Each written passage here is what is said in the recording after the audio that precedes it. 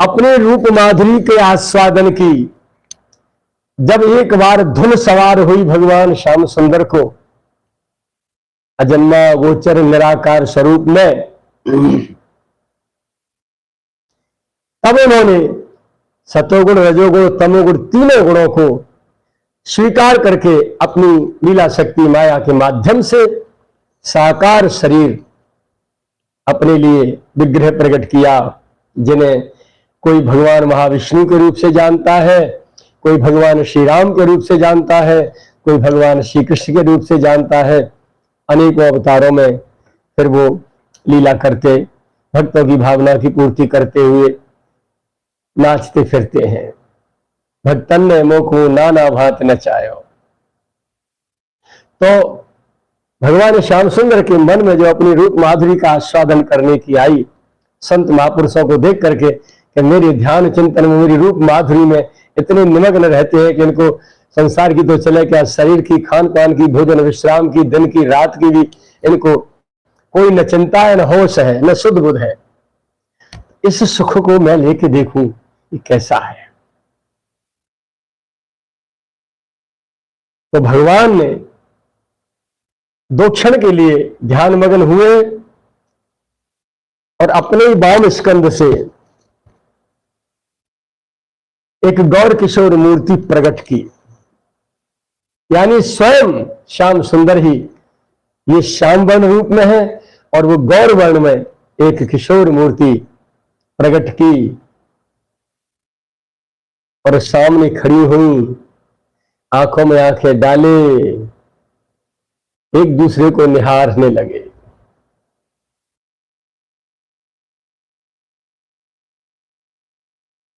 फिर लाडली यही है श्री विश्वानुनंदिनी, श्याम सुंदर ही अपने रूप माधुरी का आस्वादन करने के लिए स्वयं श्री राधा रूप से प्रकट हुए हैं, अलग कुछ नहीं है। एक प्राण दो देही श्री राधा कृष्ण स्नेही, अलग कुछ नहीं है। भला संसार की, मांस पिंड की, मलमूत्र की थैली भरी हुई संसार की किस नारी की सामर्थ्य है जो निरंतर चिन्मय विग्रह परमात्मा के साथ रमण विहार कर सके। उनको उनका आस्वादनीय तत्व बन सके, भला किसकी इतनी सामर्थ्य है। जिसके मन में अनेकों प्रकार के विकार कूट कूट के भरे हैं, जहां विकार नहीं है वहां भी अध्यारोपित करके विकारों को दोष देखे जाते हैं। ऐसी नारी जो कीचड़ की कीड़ी है, या ये कहो, जो निंदा नहीं कर रहा हूं, मेरी परमाराध्या है, लेकिन स्वरूप बखान कर रहा हूं कि नारी शरीर में ये सृष्टि की विधात्री, सृष्टि की जननी, सृष्टि की पालक पोषिका, सृष्टि की संभरण करता, सब कुछ नारी है। लेकिन विकारों से भरी नारी का यह परिचय नहीं है। परिचय उसका है जो स्कंद से प्रकट हुई है, श्याम सुंदर के से। रुद्राणी, ब्रह्माणी, रमा, सची, श्री वैदेही, श्री किशोरी प्राण वल्लभा विश्वान नंदिनी, बात इनकी है। तो श्याम सुंदर ही श्री राधा बने। जब समय बीत गया बहुत, आस्वादन एक दूसरे के रूप माधुरी का आस्वादन करते करते तब होश हुआ, अरे थक गए दोनों, अब कौन सेवा करे, सेवक सेवक है तो चाहिए। श्री लाडली जी के दोनों बाजुओं से, ध्यान से सुनना, श्री लाडली जी की दोनों बाजुओं से, एक से ललिता जी, एक से विशाखा जी, 2 सखियों का प्राकट्य किया। दोनों जंगाओं से रंग देवी, सुदेवी, चित्रा, चंपकलता, इंदुलेखा, तुंग विद्या, 6 सखी प्रकट कर दी श्री लाडली जी के से। इन 8 सखियों के श्री अंगों से अनेकों सखियां, सहचरियां, मंजरियां, पूरी बारात की बारात श्याम सुंदर ने खड़ी कर दी। यानी एकोहम बहुश्याम, श्याम सुंदर अपने रूप माधुरी का आस्वादन करने के लिए अनेकों रूप में प्रकट हो गए। लोग कहते हैं राधा कहां से आ गई? कौन राधा है? मैंने सुना था कोई महात्मा जी बोल रहे थे। भैया तुम्हारे बाप दादे ही नहीं जानते तो तुम क्या जानोगे? राधा यहां से आ गई जो तुम्हें बता दिया गया है, सुन लो। और कोई बक रहा है कि कोई रियाण है, कौन सा राण है, जो कौन से साल उनके पट्टों के लिए कह रहे कि वहां ब्याह उनके साथ कर दिया गया था, फलाने गोप के साथ ब्याह हुआ, ये हुआ वो हुआ। ये सब ये लीला विग्रह, लीला परकर, अभिन्न अंग, नित्य अभिन्ना प्राण प्रियतम की, प्राण वल्लभा, जिनकी जरा भी भ्रिकुटी टेढ़ी हो जाए, सृष्टि लय प्रलय हो जाए, है प्यार भरी दृष्टि से जिसको निहार जाए, हरी भरी हो जाए, वो संसारी मलमूत्र के पिटारों के साथ विवाह करेंगे उनका? मैं प्रार्थना करता हूं। देखिए, मुझे एक बच्चे ने प्रश्न किया था कि बाबा मनुस्मृति में अमुक पेज पर ऐसा लिखा है कि पुराने ऋषि मुनि मांसाहार करते थे। दैव योग से फटी सटी एक जो है मनुस्मृति एक कूड़े के स्थान पर मुझे मिली, और जो पेज संख्या उस बच्चे ने बताई थी उसी दिन की घटना है, भगवान की कृपा से। मैंने उठा के देखा तो वही बात लिखी थी इसमें, पर मुझे विश्वास नहीं हुआ, ऐसा हो ही नहीं सकता।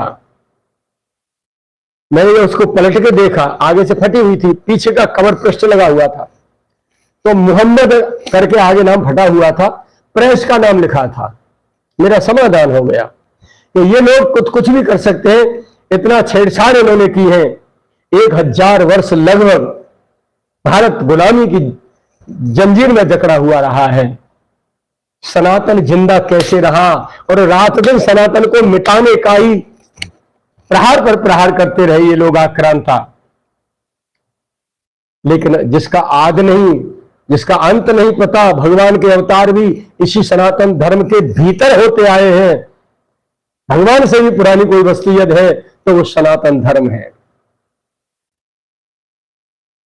तो हमारे धर्म ग्रंथों के साथ छेड़छाड़ की गई है। अब ये रायण है कि रेयाण है कि राण है, कौन है? ये मुसलमानी नाम है। ये हमारी परमाराध्या के साथ विवाह करेंगे, कुत्ते सूकर, राक्षस कहीं के। मैं प्रार्थना करता हूं सभी विद्वत जनों से, अपने परमाराध्य और परमाराध्याओं के विषय में ऐसी शंका संदेह और वाद विवाद का कोई इधर उधर से बकवास ना करें। व्यास मंचों पर बैठ करके कि फलाने शास्त्र में ऐसे लिखा है, फलाने शास्त्र में, अरे ठीक है तुम शास्त्री हो गए, शास्त्रों का प्रमाण दे रहे हो, पर तुम्हें पता है तुम्हारे शास्त्रों की धज्जियां उड़ाई गई है तुमसे पहले, तुम्हारे पुरखाओं से पहले। वहां भी सोचिए जरा, व्यास मंच से कोई भी सामग्री समाज में भक्तों के बीच में परोसने से पहले अच्छी तरह सोच समझ लीजिए, तब भाषा बोलिए। और तुम्हारी समझ में नहीं आ रही है तो विद्वत जन, रसिक महापुरुष जो रात दिन डूबे प्रिया प्रियतम की याद में, जिनको होश भी नहीं है संसार का, ढूंढ ढांड के कहीं तुम्हें मिल जाए, तुम्हारी किस्मत में उनका दर्शन लिखा हो, उनके चरणों में जाके निवेदन कर दो तो तुम्हें सही सही परिचय दे देंगे। क्योंकि वो तो निरंतर नित्य श्री राधा माधव की विहार लीलाओं में, उनके श्री चरण रज में विहार करते हैं। चारों तरफ से कुकड़ा की तरह भौंक रहे, हाओ हाओ हाओ हाओ हाओ हाओ, प्रमाण दे रहे, फला ग्रंथ में ये लिखा है, फला ग्रंथ में ये लिखा है, फला ग्रंथ में ये लिखा है। अरे मेरे बाप दादे, तुम्हारे ग्रंथों की धज्जियां उड़ा दी गई है मुसलमानों के द्वारा। मैं पहले भी निवेदन कर चुका हूं नालंदा विश्वविद्यालय सबसे प्राचीन था, हमारे धर्म ग्रंथों का पूरा संग्रहालय था। 3 या 5 या 7 करोड़ ग्रंथ थे उसमें। जिस समय अंग्रेजों ने लूटपाट की है यहां, तो सारे ग्रंथों को पानी के जहाजों में भर भर के ले गए। हाथरस के प्रोफेसर थे मेरे एक मित्र, वो उनको 7 करोड़ रुपया वो अंग्रेज देते थे और हमारे हिंदी संस्कृत के ग्रंथों को इंग्लिश ट्रांसलेट कराते थे। 10 कोस में लाइब्रेरी है वहां इंग्लैंड में, उसमें सारे के सारे हमारे धर्म ग्रंथ जो लूटपाट करी है उन्होंने यहां से, भारत में से कोने कोने से धर्म ग्रंथों को ले गए। वो सनातन धर्म में क्या इतनी पावर है जो भारत हमेशा से भगवान ये अवतार लेते हैं, क्यों लेते हैं? इसकी खोज के लिए। लेकिन बंदरों की औलाद है वो, लाल मुंह के बंदर हैं, वो क्या जाने हमारी संस्कृत और हिंदी भाषा को। जब उन्होंने लगभग 200 वर्ष या राज्य किया है, तभी तोड़फोड़ करके हिंदी भाषा के शब्दों को ही बोलते हैं वो। तो प्रोफेसर साहब ने मेरे को बताया था कि महाराज जी 10 कोस के बीच में लाइब्रेरी है, मुझे 7 करोड़ रुपए महीने देते हैं। हिंदी संस्कृत 7 भाषाओं के बहुत विद्वान थे वो, अच्छे जानकार थे। उन्होंने ट्रांसलेट किया उसको, बहुत ग्रंथों को। अब तो 2 वर्ष पहले एक्सपायर हो गए, वो पधार गए। तो उन्होंने बताया, और कोई भी हिंदुस्तानी यदि वहां जाता है लाइब्रेरी के पास, इंडियन डॉग गो बैक, उनके जो संतरी होते हैं, गार्ड होते हैं, रक्षक होते हैं, भगा देते हैं। उन्होंने बताया कि तुम्हारी यह गीता में केवल 700 श्लोक है, और बाबा इंग्लैंड में जो गीता रखी है संग्रहालय में, उनके में लाइब्रेरी में, वहां 1800 श्लोक है। 700 नहीं है, गीता में 1800 श्लोक है। तब मुझे ऐसा चिंतन होता है, मेरा व्यक्तिगत चिंतन, मैं ये नहीं कह रहा कि आप उसको सही माने, परंतु मुझे लगता है कि जब हमारे धर्म ग्रंथ यहां से चोरी हो गए, चले गए, तो तत्कालीन जो महापुरुष विराजमान थे, विद्वान विराजमान थे संस्कृत के, हिंदी के, जो भी है, उनकी पीढ़ी, हम लोगों को हमारे धार्मिक ग्रंथों का अभाव न खटके, कमी महसूस न हो, इसके लिए उन्होंने अपने हिसाब से ग्रंथों की रचना कर डाली।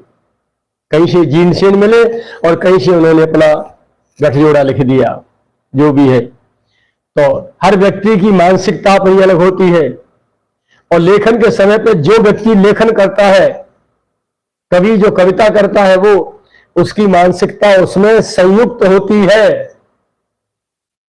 बहुत सी धर्म ग्रंथों में जाति पर बहुत जो है बल दे दिया गया है। ये तो आत्मा का आत्म कल्याण करने, आत्मा का स्वरूप पहचानने के माध्यम है धर्म ग्रंथ हमारे। जाति कहां से घुसड़ गई? तो उन रचनाकारों की ये गड़बड़ी है। और रही बची कसर जो है, इन लोगों ने निकाल दी, जो ले गए चुरा के 6-7 कर दी गई है। इसीलिए नित्य शुद्ध बुद्ध प्रबुद्ध चेतन अमल अजन्मा अगोचर तत्व है श्री विश्वानुनंदिनी। राधा श्याम सुंदर दोनों एक ही रूप है, अलग कुछ है ही नहीं।